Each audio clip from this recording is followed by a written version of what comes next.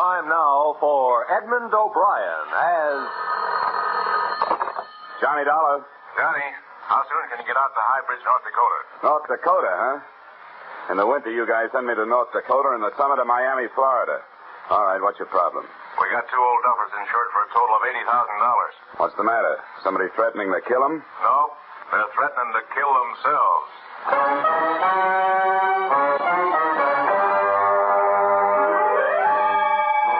Edmond O'Brien in another of the adventures of the man with the action-packed expense account, America's fabulous freelance insurance investigator, Johnny Dollar.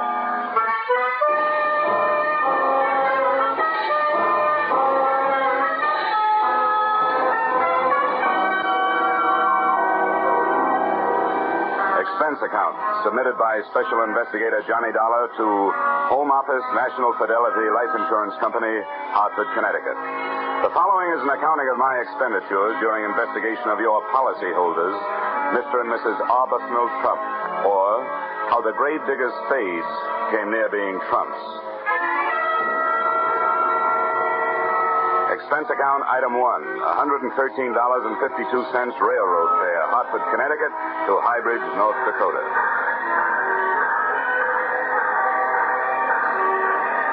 As I walked towards the station in High Bridge, the wind whipped white shawls of snow out of the night and around me like a Spanish dancer, and the raw cold had my teeth acting like castanets. Inside the shack, I found a pot-bellied stove surrounded by a pot-bellied station master. Hello? Oh, hello. You are early customer? Well, I'm the only one got off the train. Can I find a taxi around here? Yep. As soon as my son gets the mail and freight tucked away, he'll take you. Only won't be any taxi cab. You drive it wherever you're going in the Pong. By the way, where are you going? To the Trump residence. You know it? Yep, I know it. You one of the family? No, just business. Oh. Well... Well, what? What is your business is none of mine. But, have you ever been out there before? No, I haven't. Why, something wrong? If it ain't, then everybody in this town has been getting a lot of unnecessary exercise. Jumping to conclusions. Well... Here comes the boy. He'll drive you over. Hickey. Yeah? Hickey, you got a customer for the Pong. Wants to go out to Trump place. That Trump place? Well, all right. But, mister, I'll only take you as far as the gate.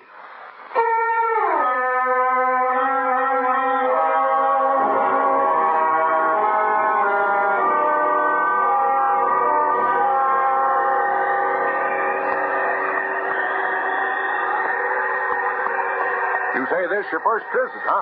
That right, Mr. Dollar? Yep, that's right. Hey, how much more we got to go? Oh, about another mile. You cold? Cold. Ooh, I'm freezing. Well, slap your arms around. Keep up circulation. Hey, does it always get this cold around here? Nope. Only in the winter. Ah. Say, Hickey. Yeah? You mind answering a few more questions? No, many answers. You're welcome to those. Well, what about this Trump place? Why is everybody around here scared of it? What is it, a haunted house? Nope. As far as I know, everybody out there's alive, all right. Matter of fact, I'd feel better if some of the things out there was dead.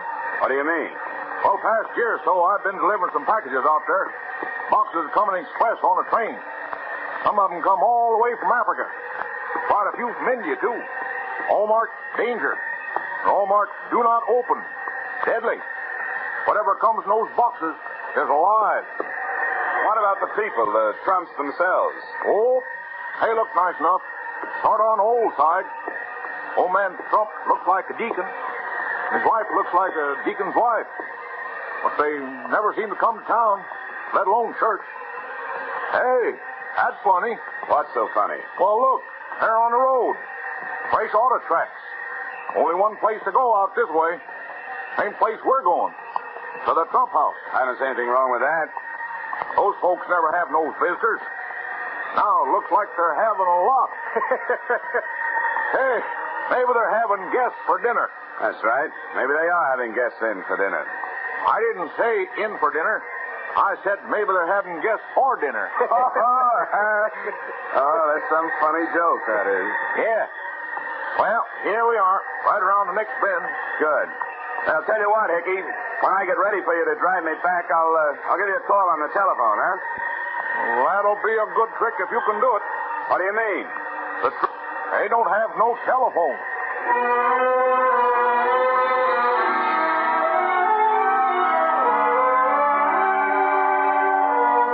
Expense account item 2, $1.50 tongue fare. Hybrid station to the gate of the Trump estate where the driver Hickey dumped me off.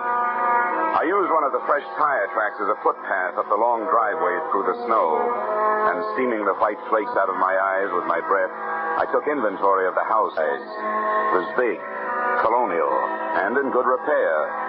All rooms lighted downstairs, one room lighted upstairs. Near the front, the automobile tracks took off around to the back of the house.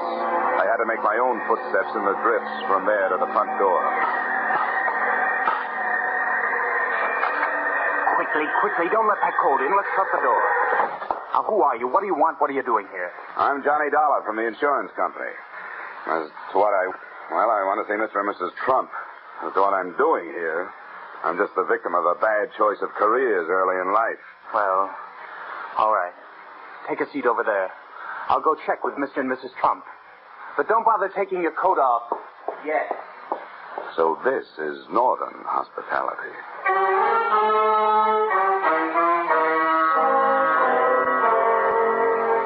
Coming in out of the cold makes any house seem warm, but my overcoat started to steam about 10 seconds after I got inside this one. So did I. Looking around, I saw the reason. There were potted orchids growing all over the hallway, and orchids grow only in tropical warmth. Despite the invitation not to, I took off my overcoat and waited. After 10 more minutes, I felt like slipping out of my suit, a decision I didn't have time to make. They're just finishing dinner, Mr. Dollar. They suggest you join them for coffee. Follow me. Thanks.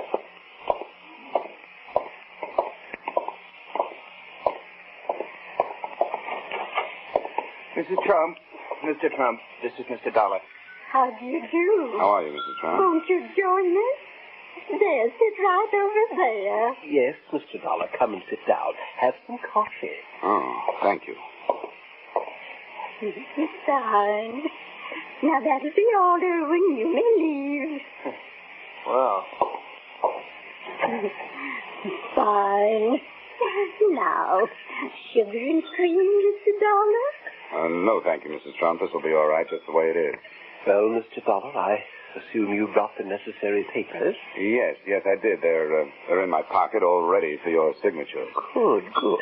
We'll sign them right away. Well, I was hoping you wouldn't sign them, at least until I've had a chance to talk to you about it. Talk to us?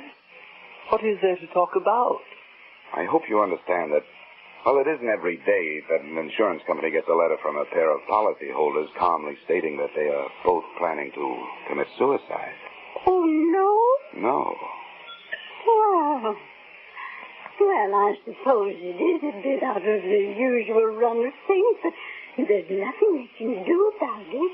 My goodness, we checked with our lawyer. And he said we were perfectly within our rights. Well, granted, you've had the policy a long, long time, and the suicide clause is no longer in effect. However, frankly, the company did send me out here in the hope that while I was arranging the change of beneficiary you requested, I could also talk you into changing your mind. Mr. Dollar, you might just as well save your breath. Our minds are made up. Mrs. Trump is right, Mr. Dollar. As soon as we get those change of beneficiary papers signed, we intend to dispose of ourselves. Well, And furthermore, young man, within the past 48 hours, we have had ourselves thoroughly examined by a board of extremely well-thought-of alienists who signed documentary proof that we are both perfectly safe. So there is nothing you can do to stop us in that direction. But why? Why do you want to do this? Now, you don't look unhappy. Well, we're not. We've had an extremely happy life, haven't we, Mr. Trump? Indeed, we have, Mrs. Trump. And that's just it. You see, Mr. Dollar, we both feel that having enjoyed such a beautiful life, we owe the world something. And finally, we have evolved a method of paying our debt. In doing what we intend to do, we shall leave to the world the beginnings of a new humanity. What's the matter with the old one? Nothing. But it is doomed to extinction. Mr. Dollar, just think for yourself. Atom bombs, hydrogen bombs, biological warfare. And don't forget the flying saucers, Mr. Trump. Don't forget, indeed. Unknown objects hurtling through space, interplanetary traffic. Dear, dear. A prelude to invasion and destruction. Now, wait a minute. How do you know? Who told you? Mr. Dollar, Mr. Trump knows these things. He was a professor for many years, and he reads all the time. He knows all that. Would you mind pouring me some of that coffee, Mrs. Trump? Not at all. There. Thank you. Mr. Trump, granted we're all doomed for extinction, how's knocking yourself off going to help? If you just stick it out, you'll not only enjoy a bit more time alive, but you'll also be around to see the fireworks. You will notice, Mr. Dollar, that we are changing the beneficiary in our policies from our niece, Miss Hope Selden, to the young man who let you in here tonight, Mr. Irwin Harper. Yes, I noticed that. And I also noticed that this young man isn't even related to you. Now, what's that all about? Well, Hope is a frivolous girl. She laughed at us when we tried to tell her what's happening. Irwin is a serious-minded young man who will use the money brought to this household by our passing to make the down payment on a new human race. Mrs. Trump, do you happen to have any brandy around? Later, Mr. Dollar, later. You want to know why and how. Well, come along. We'll show you.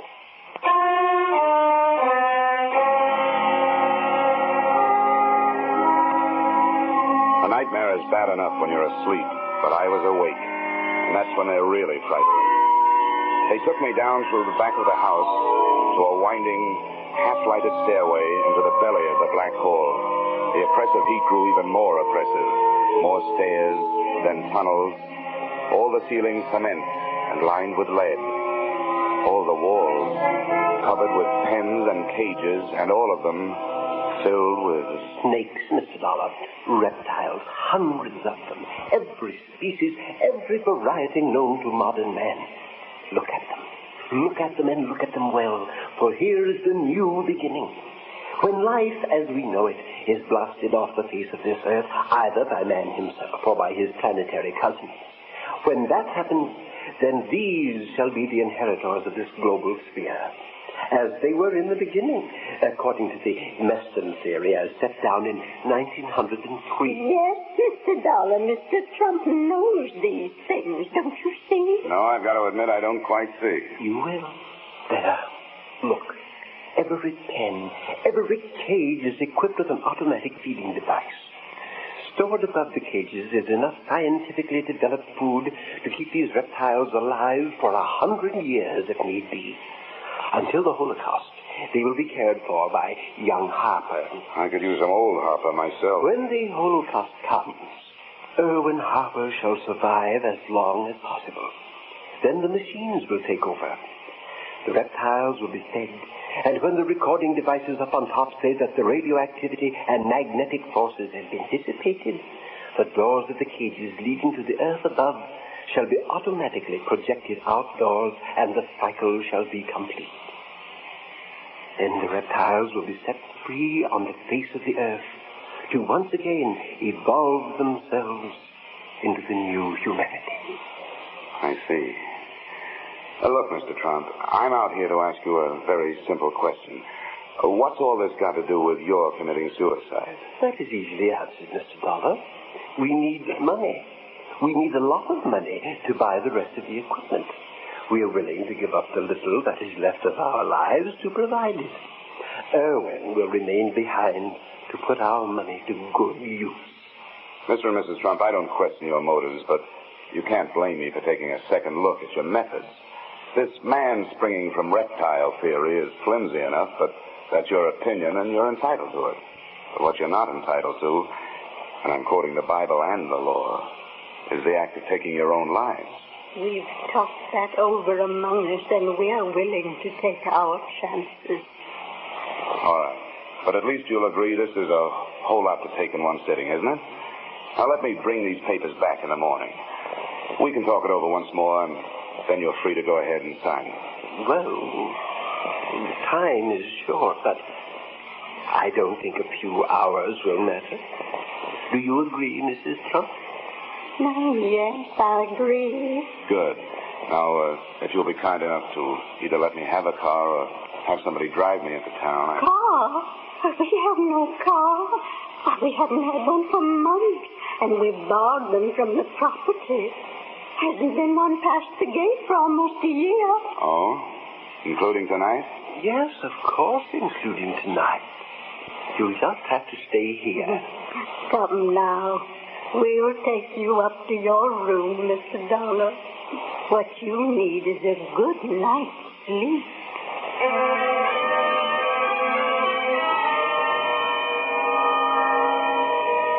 I'd have had a better night's sleep on a tightrope. My room had the same sticky, hot air that filled the rest of the house. It may be great for snakes and orchids, but I'll take my steamings at a Turkish bath. I stretched out on the bed, turned off the lamp, and closed my eyes. But for 20 straight minutes, I could still see ghost automobiles and snakes and more snakes. I kept my eyes closed as much as I could because when they were open, I could see on the wall the serpentine shadows of the tree branches outside. At least, I hoped that's what they were. Then, just as I was hoping the hardest that the realest of them all wasn't what it looked like, out of the blackness from across the room, I heard... I reached down under the bed for a shoe. Not much of a weapon, but all I could think of at the moment. Then I snapped on the lamp and saw it. It had plenty of coils, all right, but it was strictly non-venomous. The steam radiator standing there hissing my performance. But my nerve ends didn't even have a chance to lie down. They were still standing straight up when it happened. I was out of bed, across the room, and out into the hall in slightly more time than it takes to tell. The ray of light from my open door fell across a jumbled pile of beautiful young women. I bent over her and...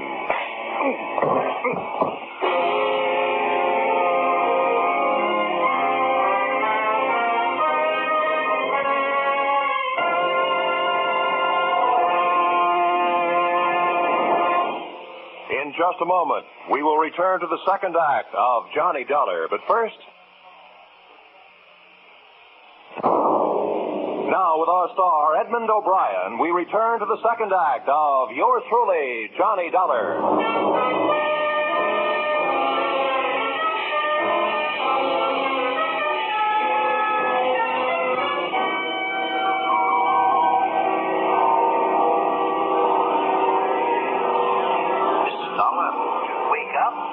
Walking in your sleep? Yes, you should be more careful. Perhaps you need analysis. Coma is. Perhaps you need analysis. Learn what the basic coma is.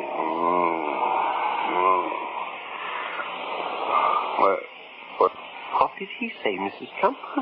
Sounded like he said, where is she? I'm right here, Mr. Dollar, right here taking care of you. Somebody's been taking care of me, all right. Oh. Well, where is she, huh? She's gone. What have you done with her? Come on now, where's the... Mr. Dollar, you better get hold of yourself. There is no girl here. Oh, no? Oh, look. Earlier tonight, you told me there was no automobile around here, but there was. I saw the tracks in the driveway with my own eyes. I walked in one of them. All right. Look out the window, Mrs. Trump. No, I don't see any tracks. Do you see any footprints? No, nothing, just snow. Okay. At least you know I walked up that driveway, right? And my footprints are covered up. So it's been snowing. The wind has been blowing. It's been drifting. Now I suppose you're going to tell me you didn't hear the girl scream. Come now, Mr. Dollar. You were having a nightmare. No girl scream. Well, if you didn't hear anything, what are you doing out here? What brought you? Young man, we have a right to be wherever in our own home we choose to be. But I might as well tell you, I found you when I started for the kitchen to get some crackers and warm milk. I found you lying here. Yeah, everyone's lying around here. Young man, that does it. Once we get those papers signed, I'm afraid we shall have to ask you to leave. That's all right with me. They're here in my room. Come on. The way some people stand in the way of the few of us who are making a genuine effort to sustain some kind of life on Yes, Mr. Trump, you're absolutely right. You'll find a pen there on the table. The papers are right here on my... Hey, Yes, Mr. Dollar? the papers are gone. But how can they be gone if you brought them at all? We warn you, Mr. Dollar, we will not stand for any more of your dilly-dallying. We want those papers, and now. We are determined to sign them immediately. Suddenly, that has become my fondest hope. Now, do us all a favor. Go back to bed and give me a chance to do a little walking in your sleep.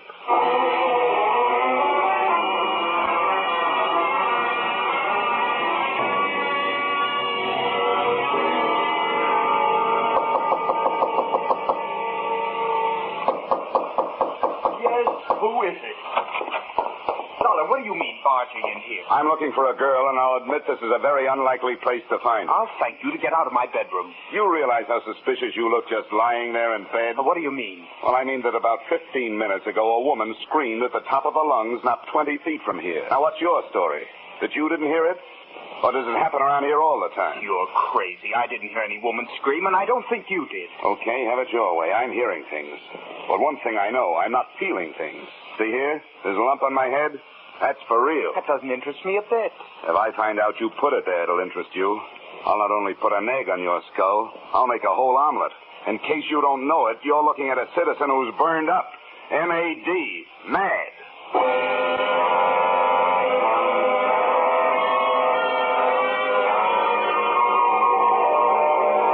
From there, I started through the rest of the rooms in the house. I thought I knew who I was looking for. The only person I could think of who would profit by seeing those papers not signed. The present beneficiary of the Trump policy, their niece, Miss Hope Selden. All I could find in the next 6 bedrooms was a lot of old-fashioned furniture. I was just looking under the bed in the last when the wind outside took on a new note. I ran back to my own room, flung open the window, and stuck my head out into the blizzard trying to get a look in the direction of the noise. I wasn't taking any chances on that kicker finally sparking the automobile into life before I had a chance to see who was in it. I swung my feet over the sill and dropped the one story into a high drift.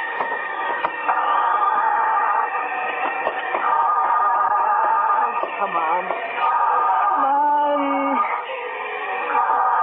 Oh, darn it. You're wasting your time. Around here, people only go for sleigh rides. What do you want? Who are you? You should know. You had your hand in my coat pocket earlier tonight. Of course, unfortunately, I wasn't in the coat, but something else was. And I want it back. If I took anything out of your pocket, I had plenty of reason and plenty of right to do it. The only one I want taking things out of my pocket is the cleaner when he's spilling out the tobacco crumbs. Now, come on, give me those papers. No, just let me talk to you first. I want you to hear my side of things. Look, I'm freezing. If it takes more than 5 seconds for you to say what you gotta say, no dice. Well, then let's go back in the house. I know you'll believe me.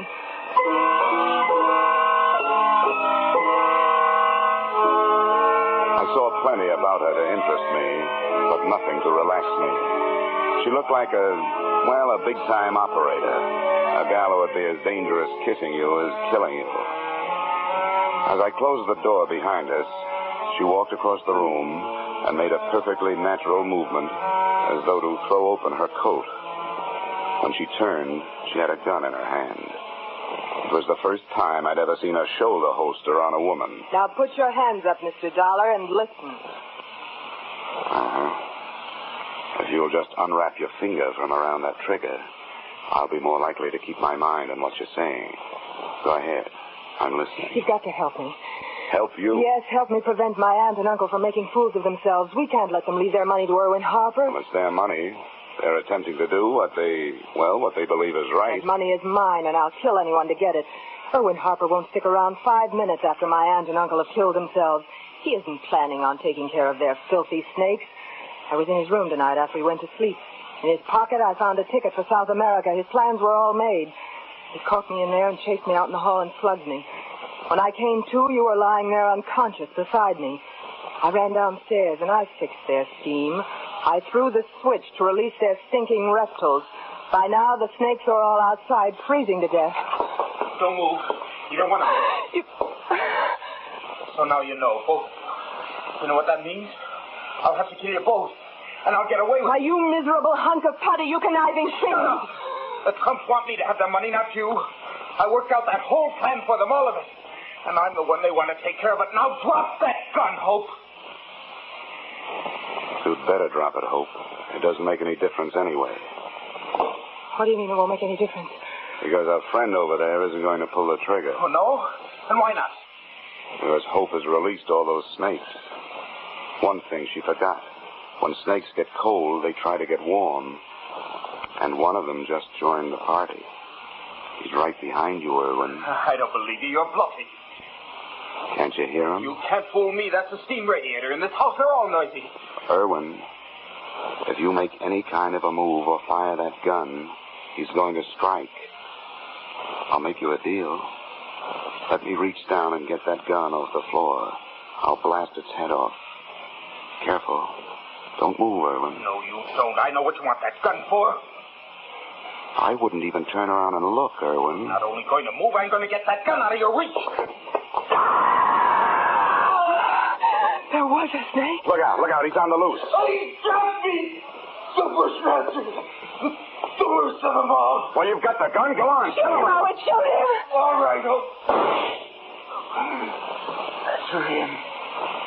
But you're not staying behind me to get your... This is for you!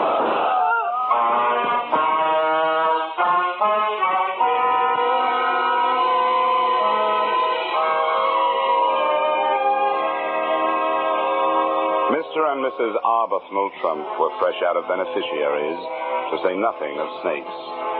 The only one that had found his way back into the warmth of the house was the one I'd mistaken for a steam radiator.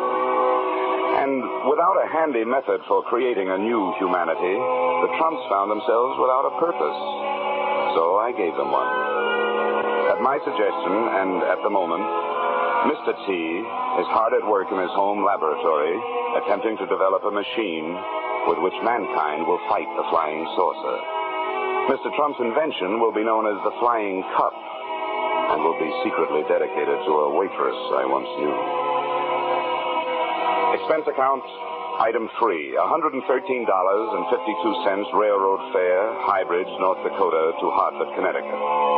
Expense account total, $763.90. You may say this doesn't add up, but neither does anything else about this case. Signed, yours, truly, Johnny Dollar.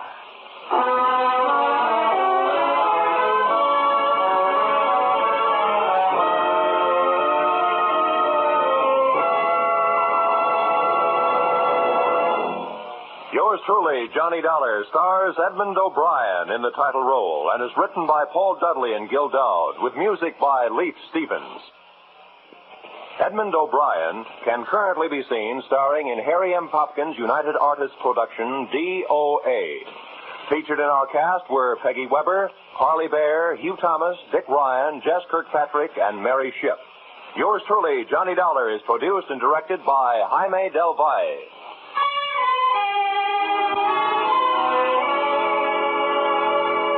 Join us again next week when Edmond O'Brien returns in another adventure of Yours truly, Johnny Dollar.